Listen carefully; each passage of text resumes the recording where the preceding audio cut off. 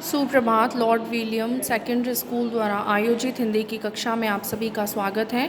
आज हम पढ़ रहे हैं व्याकरण निपुण में पाठ 17 सर्वनाम, जिसे अंग्रेजी में हम प्रोनाउन कहते हैं। आकांक्षा एक होनहार लड़की है। आकांक्षा छठी कक्षा में पढ़ती है। आकांक्षा की माँ अध्यापिका है। आकांक्षा के पिता संपादक हैं। आकांक्षा को कई पुरस्कार मिले। आकांक्षा को सभी प्यार करते हैं। देखिए यहाँ इस अनुच्छेद की बात करूँ तो आकांक्षा शब्द बार बार है ना रिपीट हो रहा है। तो इस रिपीट ये जो आवृत्तिकरण है, इसे रोकने के लिए हम सर्वनाम शब्दों का प्रयोग जो है संज्ञा के स्थान पर करते हैं। ठीक है। जैसे इस अनुच्छेद में आकांक्षा का नाम 6 बार आया है, जो कुछ अलग सा लगता है ना। और यदि हम इन वाक्यों को इस प्रकार लिखें, आकांक्षा एक होनहार लड़की है, वह छठी कक्षा में पढ़ती है, उसकी माँ अध्यापिका है, उसके पिता संपादक हैं, उसे कई पुरस्कार मिले हैं, उसको सभी प्यार करते हैं। तो वह, उसकी, उसके, उसे और उसको, ये सभी सर्वनाम शब्द हैं जो हमने आकांक्षा जो संज्ञा नाम है यहाँ पर उसके स्थान पर प्रयुक्त किए हैं। उपयुक्त अनुच्छेद में सिर्फ एक बार आकांक्षा का नाम आया है, फिर उसके लिए वह, उसकी, उसके, उसे शब्दों का प्रयोग जो है यहाँ पर किया गया है। व्याकरण में ऐसे ही शब्दों को सर्वनाम कहते हैं, जैसे मैं, हम, तुम, आप, वह, वे, कौन, कोई आदि। इनके प्रयोग से वाक्य पढ़ने और सुनने में अधिक अच्छे लगते हैं। जैसे आपने शुरुआती अंश में जो ये अनुच्छेद दे रखा है, इसकी कुछ लाइंस जिसमें बार बार आकांक्षा नाम से एक ही शब्द को हम रिपीट कर रहे हैं, तो हमें सुनने में भी बहुत अलग सा प्रतीत होता है। तो इसी अलग से प्रतीत होने वाले का सॉल्यूशन जो है वो है सर्वनाम शब्द, क्योंकि हम संज्ञा के स्थान पर इसको प्रयुक्त करते हैं तो श्रुति करण में भी हमें बहुत ही अच्छा प्रतीत होता है। जो शब्द संज्ञा के स्थान पर प्रयुक्त होते हैं उसे सर्वनाम कहते हैं। इसे डबल टिक करेंगे और अंडरलाइन करेंगे, और आप इसे नोट डाउन करेंगे और लर्न करेंगे अपनी नोटबुक के अंदर नोट डाउन करेंगे। सर्वप्रथम हम इसका शब्द का शाब्दिक अर्थ क्या होगा, ये किससे बना है, उसको देखते हैं। सर्वनाम शब्द दो शब्दों के मेल से बना है। सर्व अर्थात नाम, है ना। सर्वधन नाम अर्थात सबका नाम। सर्वनाम शब्द किसी भी संज्ञा के स्थान पर प्रयोग किया जा सकता है। अब देखिए हम सर्वनाम के भेद पे बात करते हैं। सर्वनाम के मुख्यतः 6 भेद हैं, जिसमें नंबर 1 पर पुरुषवाचक, निश्चयवाचक, अनिश्चयवाचक, प्रश्नवाचक, संबंधवाचक, निजवाचक, है ना। सीक्वेंस की तरह देखें तो पुरुषवाचक सर्वनाम, प्रश्नवाचक सर्वनाम, संबंधवाचक सर्वनाम, निश्चयवाचक सर्वनाम, निजवाचक सर्वनाम और अनिश्चयवाचक सर्वनाम। सबसे पहले हम पुरुषवाचक सर्वनाम पर बात करते हैं। पुरुषवाचक सर्वनाम बोलने वाले अर्थात वक्ता, सुनने वाले अर्थात श्रोता, या किसी अन्य व्यक्ति जिसके विषय में बात की जाए के लिए जिन सर्वनामों का प्रयोग होता है वे पुरुषवाचक सर्वनाम कहलाते हैं। ठीक है, इसको डबल टिक करेंगे और इसे अच्छे से समझने का प्रयास करेंगे। मैं सेब खा रहा हूँ, तुम सेब खाओगे, वह सेब नहीं खाता है। मैं अर्थात बोलने वाला वक्ता, तुम अर्थात सुनने वाला हो जाएगा श्रोता, एंड वह अर्थात अन्य व्यक्ति जिसके बारे में बात की जा रही है। इस प्रकार हम कह सकते हैं कि जिन सर्वनामों में बोलने वाले, सुनने वाले या जिसके विषय में बात की जाए उसका बोध होता है, उसे पुरुषवाचक सर्वनाम कहते हैं। आप इसे डबल टिक करेंगे, अंडरलाइन करेंगे और इसे अपनी नोटबुक में नोट डाउन करेंगे और आप इसे लर्न करेंगे। देखिए पुरुषवाचक सर्वनाम के भी उपभेद होते हैं। पुरुषवाचक सर्वनाम के 3 भेद हैं: उत्तम पुरुष, मध्यम पुरुष और अन्य पुरुष। उत्तम पुरुष बोलने वाला व्यक्ति जिन सर्वनामों का प्रयोग स्वयं अपने लिए करता है, वे सर्वनाम जो होते हैं वो उत्तम पुरुष सर्वनाम कहलाते हैं। जैसे मैं, हम, मुझे, हमें आदि। उदाहरण के तौर पर देखें तो मैं बाजार जा रहा हूँ, मुझे एक पुस्तक खरीदनी है, हम सब उस पुस्तक को पढ़ेंगे। इन वाक्यों में प्रयुक्त सर्वनाम मैं, मुझे, हम उत्तम पुरुषवाचक सर्वनाम है। मध्यम पुरुष बोलने वाला, सुनने वालों के लिए जिन सर्वनामों का प्रयोग करता है वे मध्यम पुरुषवाचक सर्वनाम कहलाते हैं। जैसे तुम, तुम्हें, आप आदि। उदाहरण के तौर पे देखें तो तुम कल मेरे घर आना, तुम्हें अध्यापक ने बुलाया है, आप क्या कर रहे हैं। इन वाक्यों में प्रयुक्त सर्वनाम जो है वो तुम, तुम्हें, आप मध्यम पुरुषवाचक सर्वनाम है।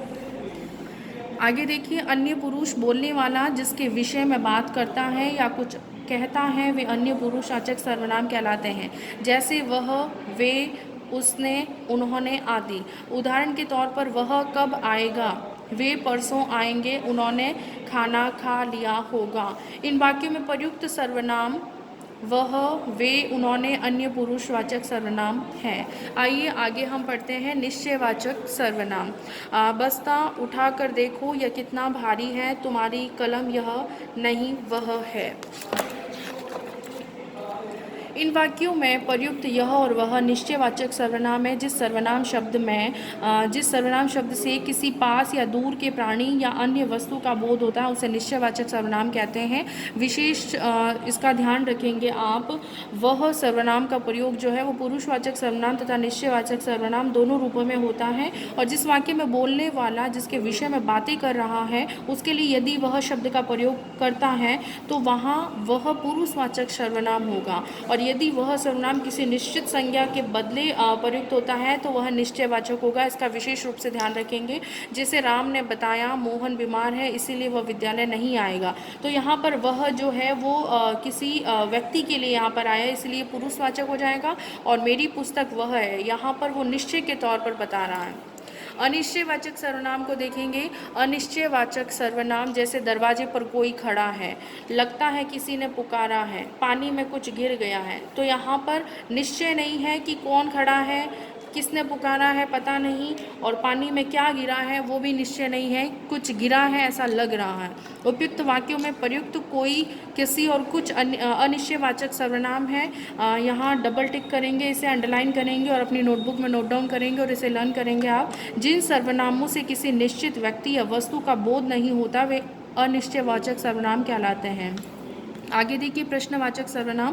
प्रश्नवाचक सर्वनाम आपको क्या चाहिए, है ना। इसमें WH वर्ड्स जिसे हम अंग्रेजी में प्रश्न के लिए यूज़ करते हैं, जिसे हम हिंदी में ककार ध्वनियाँ कहते हैं, जैसे क्या, किसे, कौन।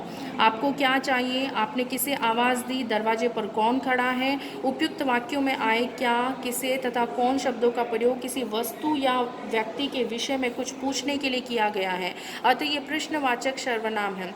जिन सर्वनाम शब्दों का प्रयोग प्रश्न पूछने के लिए किया जाता है वे प्रश्नवाचक सर्वनाम कहलाते हैं। ध्यान रहे, कौन, किसने तथा किसे हमेशा व्यक्ति के विषय में तथा क्या वस्तु के विषय में प्रश्न का बोध कराता है। आगे देखिए संबंधवाचक सर्वनाम पर बात करते हैं। जो बोएगा सो काटेगा, जो लोग पेटू होते हैं वे स्वस्थ नहीं रहते। यहाँ देखिए थोड़ा सा मिसप्रिंट हुआ है, इसे थोड़ा सा चेंज कर दीजिएगा। जो लोग पेटू होते हैं वे स्वस्थ नहीं रहते हैं, ठीक है। जैसा करोगे वैसा भरोगे। उपयुक्त वाक्यों में जो, सो, जो, वे, जैसा, वैसा आदि सर्वनाम संबंधवाचक सर्वनाम है। यहाँ इसकी जो परिभाषा दे रखी है उसे डबल टिक करेंगे, अंडरलाइन करेंगे, नोटबुक में नोट डाउन करेंगे और इसे लर्न करेंगे। जो सर्वनाम शब्द वाक्य में आए दूसरे सर्वनाम शब्दों से संबंध बताते हैं वे संबंधवाचक सर्वनाम कहलाते हैं। निजवाचक सर्वनाम को देखिए। मैं स्वयं ही चला जाऊंगा, मैं खुद ही पढ़ लूँगा, यह काम मुझे अपने आप करने दो। जैसे इसमें स्वयं, खुद, अपने आप। उपयुक्त वाक्यों में प्रयुक्त स्वयं, खुद तथा अपने आप शब्द जो है वो निजवाचक सर्वनाम है। निज का अर्थ होता है स्वयं। जो सर्वनाम निजत्व का बोध कराने के लिए प्रयुक्त होते हैं वे निजवाचक सर्वनाम कहलाते हैं। इसे डबल टिक करेंगे, अंडरलाइन करेंगे, नोटबुक में नोट डाउन करेंगे और इसे लर्न करेंगे। कुछ विशेष बिंदुओं पर बात की गई है यहाँ आपकी पाठ्य पुस्तक में। आप सर्वनाम का प्रयोग मध्यम पुरुषवाचक तथा निजवाचक सर्वनाम दोनों के रूप में किया जाता है, इसका विशेष ध्यान रखेंगे। जब यह निजत्व का बोध कराता है तो निजवाचक होगा, और जब बोलने वाला इसका प्रयोग सुनने वाले के लिए आदर सहित करता है तो ये मध्यम पुरुषवाचक सर्वनाम के अंदर होगा। जैसे उसने पूछा आप कहाँ जा रहे हैं, तो ये मध्यम पुरुष में होगा क्योंकि ये आदर के लिए यहाँ पर प्रयुक्त हुआ है। उसने कहा मैं अपने आप ही चला जाऊँगा, तो यहाँ अपने आप शब्द जो है वो खुद के लिए अर्थात निजत्व का बोध करा रहा है, इसीलिए यहाँ पर निजवाचक सर्वनाम होगा। अब देखिए सर्वनाम शब्दों की रूप रचना कैसे होगी। जैसे मैं उत्तम पुरुषवाचक, जैसे करता है, तो उसका एक वचन मैं या मैंने बनेगा और बहुवचन हम या हमने बनेगा। कर्म को देखेंगे तो उसका एक वचन मुझे और मुझको बनेगा और बहुवचन में हमें हो जाएगा। आपको इस सारणी को पढ़ना है, नोटबुक में लिखना है और इसे याद करना है। करण मुझसे, मेरे द्वारा, हमसे, हमारे द्वारा। संप्रदान में मुझे, मेरे लिए, हमें, हमारे लिए। अपादान में मुझसे, हमसे। संबंध मेरा, मेरी, मेरे और इसका हमारा, हमारी, हमारे। अधिकरण में मुझ पर और मुझसे, तो हम पर और हम में। ठीक है, आगे देखिए, तुम मध्यम पुरुषवाचक में हम क्या बनाएंगे, जैसे हमने मैं बनाया था और वैसे ही एक वचन और बहुवचन में बनेगा। अन्य पुरुष में देखिए यहाँ पर फिर से यह जो है उसका हम बनाएंगे एक वचन और बहुवचन में। देखिए इसको कर्ता जो है यह और इसने, ये और इन्होंने बहुवचन हो जाएगा, इसे और इसको हो जाएगा कर्म में एक वचन और इन्हें और इनको हो जाएगा बहुवचन। इस तरह से ये आपका अन्य पुरुष में यह दे रखा और एक यह दे रखा निश्चयवाचक सर्वनाम में। यह और इसने, यह और इसने यहाँ भी सेम है और यहाँ भी सेम है, लेकिन यहाँ एक निश्चयवाचक का बोध करा रहा है और यहाँ पर पुरुषवाचक का। यहाँ जैसे देखिए कोई का अनिश्चयवाचक, जैसा आपको मैंने पिछले कुछ उदाहरणों में बताया था, यहाँ एक वचन बहुवचन दे रखा है और प्रश्नवाचक सर्वनाम में भी एक वचन बहुवचन दे रखे हैं। आगे जैसे जो संबंधवाचक सर्वनाम के तौर पर देखें तो यहाँ पर जो जिसने एक वचन में और जो जिन्होंने बहुवचन में हो जाएगा। आप जो यहाँ पर निजवाचक है तो निजवाचक में आप, आपने, कर्म में आपको, करण से, तो यहाँ पर कारक विभक्तियाँ जोड़ते रहेंगे तो वैसे वैसे आपकी इसकी पहचान बनती रहेगी, एक वचन बहुवचन बनते रहेंगे। आगे देखिए हम देखते हैं उपयुक्त सर्वनाम शब्दों की रूप रचना से कुछ तथ्य सामने आते हैं जो इस प्रकार हैं। कर्ता कारक के एक वचन में सर्वनाम शब्द अपने मूल और विकारी दोनों रूपों में होते हैं। विकारी रूप